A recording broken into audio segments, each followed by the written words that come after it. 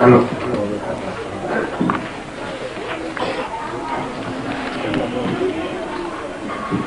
ایک تو پوسٹ مبارک تھی،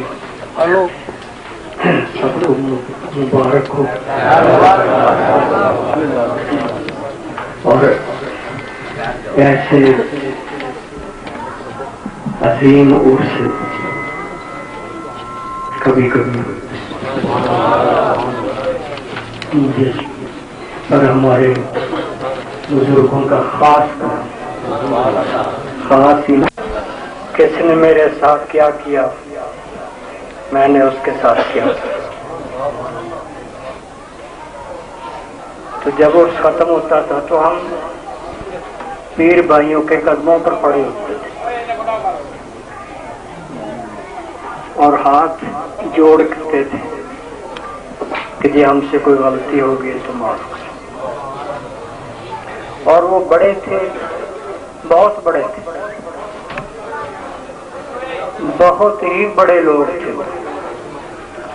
حضرت کے سچے جانثار تھے، اور وہ ہم سے ایسی محبت کرتے تھے جیسے بچوں سے کی جائے. یہ میرے پیر بھائی بیٹھے ہیں، وہ بیٹھے، آپ ان سے پوچھ سکتے ہیں کہ ان کا رویہ ہمارے ساتھ کیا ہوتا ہے، اور ہم ان کی دل و جان سے عزت کرتے ہیں. تو اللہ تعالیٰ نے فرمایا ہے کہ اگر تم پر کوئی زیادتی کرتا ہے تو تم بدلہ لے لو، لیکن اتنا لو، اتنی تکلیف پہنچاؤ جتنی اس نے تمہیں پہنچائی ہے. اب تکلیف کی کوئی حد نہیں ہے بھئی. آپ کسی کو تھپڑ مارے اور اس کو درد ہوتا ہے تو اس درد کی کوئی حد نہیں. کیا ہے کہ اتنے ڈگری مجھے درد ہوا یا اتنے ڈگری کم ہوا ہے، کوئی ہے حد؟ تو اللہ تعالیٰ نے فرمایا کہ تم بدلہ لو تو اتنا ہی لو. اب اتنا لیا نہیں جا سکتا، یا تو آپ زیادہ ماریں گے یا کم ماریں گے، ہے یا نہیں بھئی؟ یا تو آپ اس کو لاٹھی ماریں گے، تھپڑ ماریں گے، گولی ماریں گے، بندوق ماریں گے، یا تو اس کو زیادہ لگے جتنی اس نے آپ کو ماری ہے، یا کم لگے. اگر زیادہ لگی ہے تو آپ نے زیادتی کی، کم لگی ہے تو آپ نے اتنا بدلہ نہیں دیا. تو اللہ تعالیٰ فرماتا ہے کہ اس سے بہتر یہ ہے کہ تم معاف کرو، کہ تم معاف کر دو. اور معاف کرنا ہی سب سے بڑی سزا ہے، یہ بھی میں آپ کو بتاتا ہوں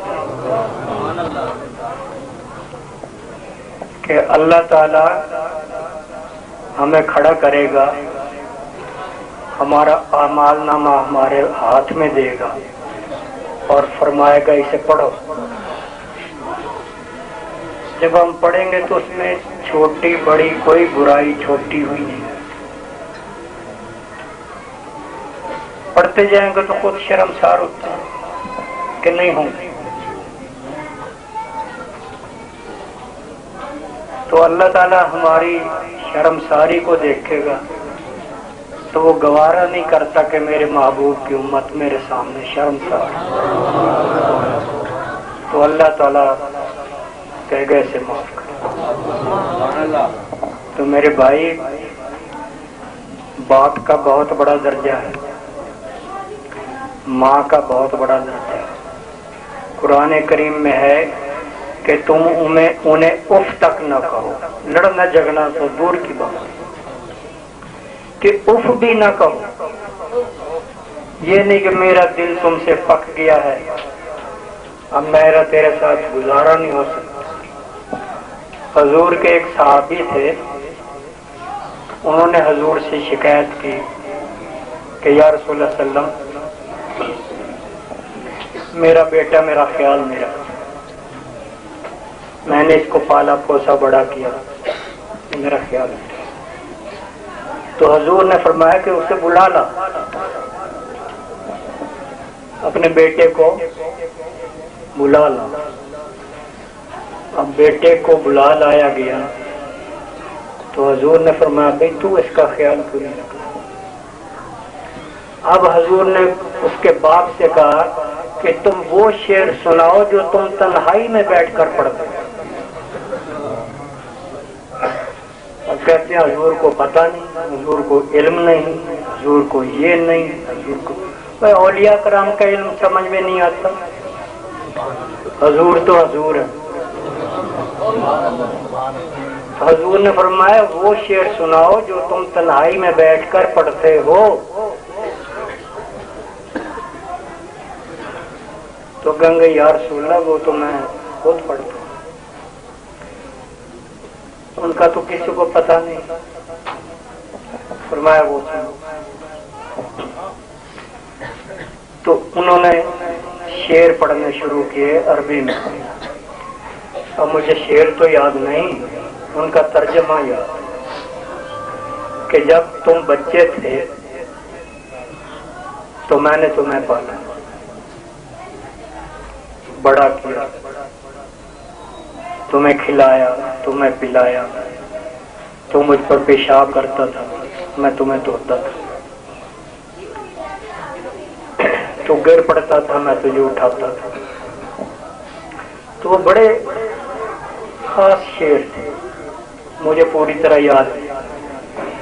اور اب تیری ہڈیاں مضبوط ہوئی ہیں اور تو جوان ہوا ہے اور میں نے تیری شادی کی ہے، تو اب تو میری پرواہ ہی نہیں کرتا، اب تو مجھے پوچھتا ہی نہیں، اب تو بیوی کی مانتا ہے۔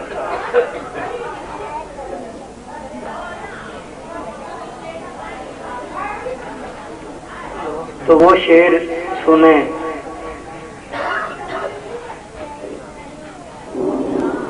صحابہ کرام بھی روئے اور وہ بھی روتا جاتا، مال سب تیرے باپ کا ہے۔ پھر حضور نے فرمایا اپنی پکاؤ اپنی کھاؤ، موج کرو، نہ ماں باپ ان کے کام میں دخل دے نہ وہ ماں باپ کے کام میں، تو پھر تو گزارا ہوتا ہے۔ اکٹھے رہنے سے کڑکڑ کڑکڑ کڑکڑ ہوتی رہتی، خاص طور پر عورتوں کی، یہ انہیں چپ آتی ہے۔ کیوں کہ جو آپ لڑکی بیاہ کر لاتے ہیں وہ اور ماحول کی ہوتی ہے، آپ کے گھر کا ماحول اور ہوتا ہے، وہ اس ماحول میں پل کر آتی ہے، تو وہ جب اس گھر میں اپنی ماں باپ جیسا ماحول نہیں دیکھتی، سلوک نہیں دیکھتی، تو اس کو تکلیف ہوتی ہے، پریشانی ہوتی ہے، وہ پھر بیچاری کڑکڑ کرتی ہے۔ تو اچھا کام یہ ہے کہ اس کی بھی سن لے، یہ نہیں کہ نہ سنے، اس کی بھی سن لے، اس کو تسلی دے، لیکن اس کو اتنا حوصلہ نہ دے کہ وہ تیری ماں کا گریبان پکڑے، اور ماں کی بھی سن لے اور اچھے طریقے سے ماں سے بھی سلوک کرے بیوی سے، ورنہ آرام سے چپکے سے الگ، نہ ماں باپ کو پریشان کرے نہ خود پریشان ہو، ورنہ وہ اس ماحول میں جو بچے ہوں گے وہ گھٹے ہوئے ہوں گے، سہمے ہوئے ہوں گے، ڈرے ہوئے ہوں گے، ان کی صحیح تربیت۔ اب جمیل خان نے مجھے کہا میرا یہاں گزارا نہیں ہوتا، میں نے کہا بھائی جہاں تو یہ سہولت ہے،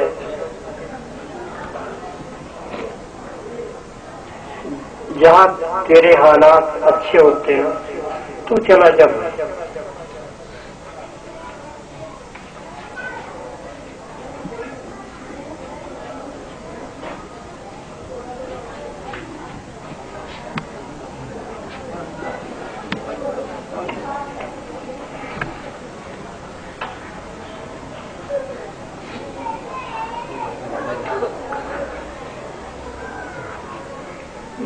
دور چلا گیا. متواتر ہوائی جہاز 13 گھنٹے چلتا ہے، متواتر کہیں اترتا نہیں. پھر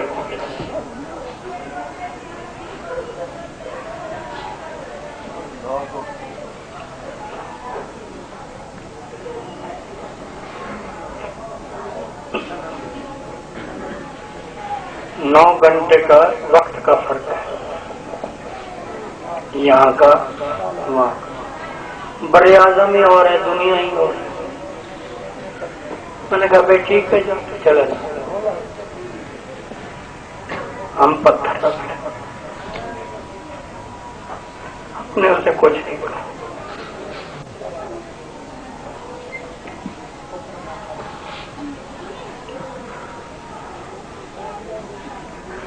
تو بھائی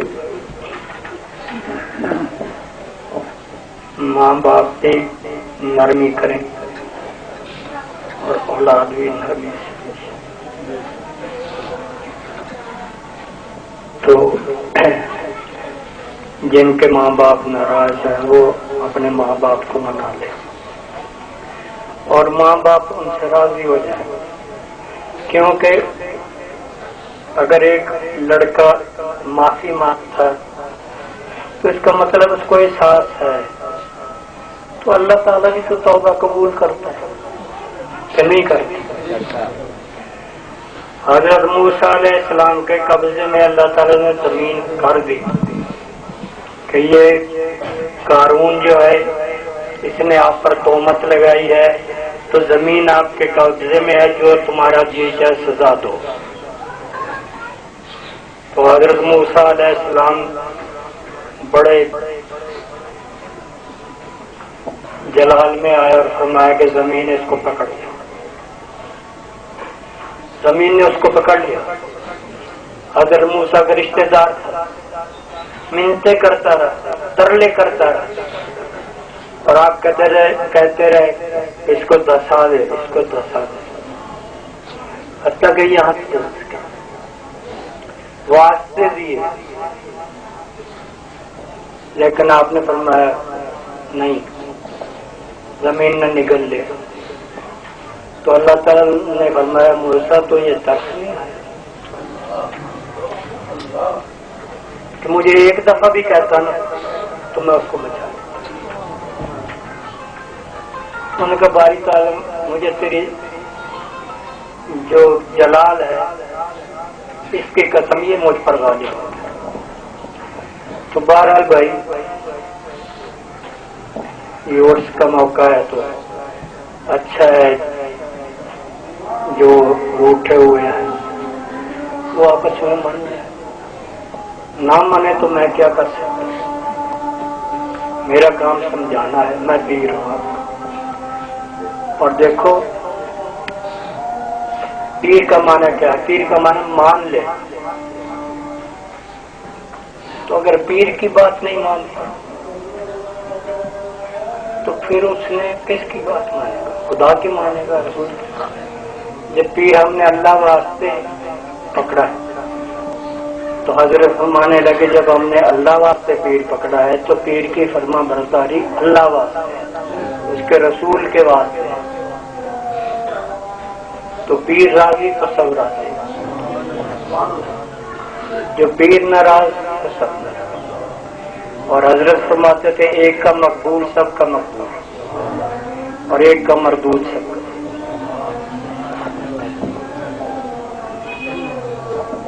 وہ لنگر آرام سے کھا لینا پھر آپ کو اجازت. ہاں وہ 17 تاریخ اسی مہینے کی بروز اتوار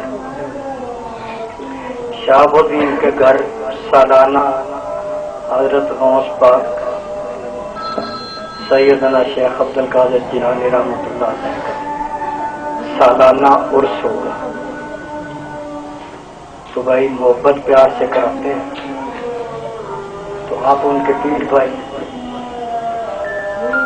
تو تشریف لے آئے، آپ کی اچھی خاطر تواضع ہو جائے گی. خاطر تواضع کا مطلب کھانا پینا، دوسری نہ سمجھ.